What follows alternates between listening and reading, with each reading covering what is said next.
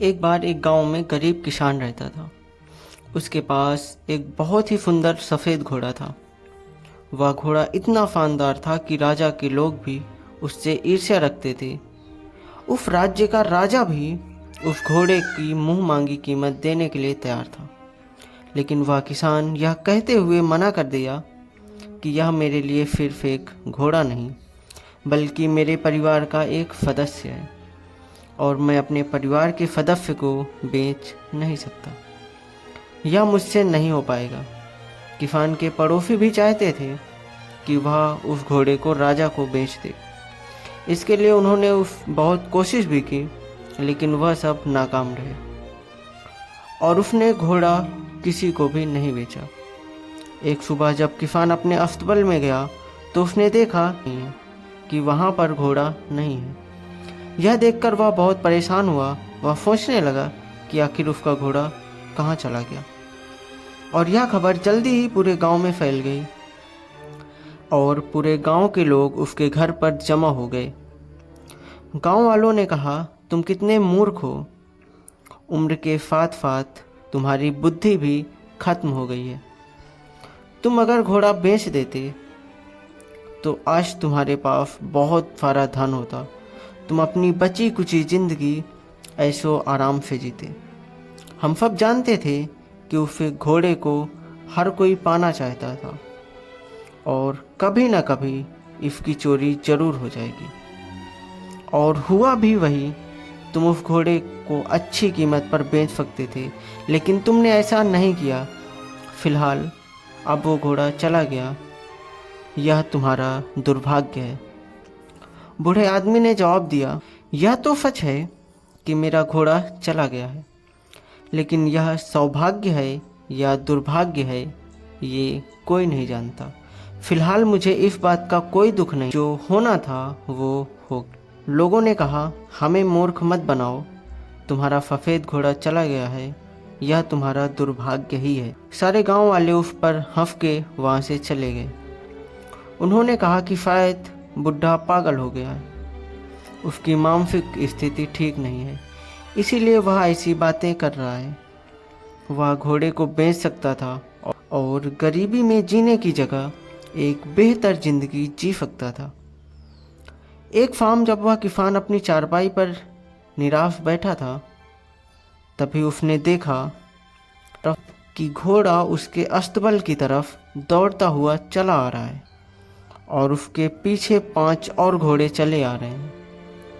नज़दीक पहुंचने पर उसने देखा कि ये तो उसी का घोड़ा है और अपने साथ 5 और भी जंगली घोड़ों को लेकर आया है।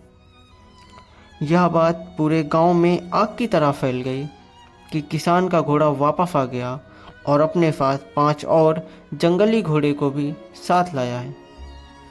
सारे गांव वाले फिर से उसके घर पर इकट्ठा हो गए और बोले, तुम सही कह रहे थे, यह दुर्भाग्य नहीं बल्कि सौभाग्य था। अब तुम्हारे पास 5 और भी सुंदर घोड़े हैं, तुम इन्हें ट्रेन करके अच्छे दामों पर बेच सकते हो। किसान ने फिर कहा, नहीं, ऐसी बात नहीं है।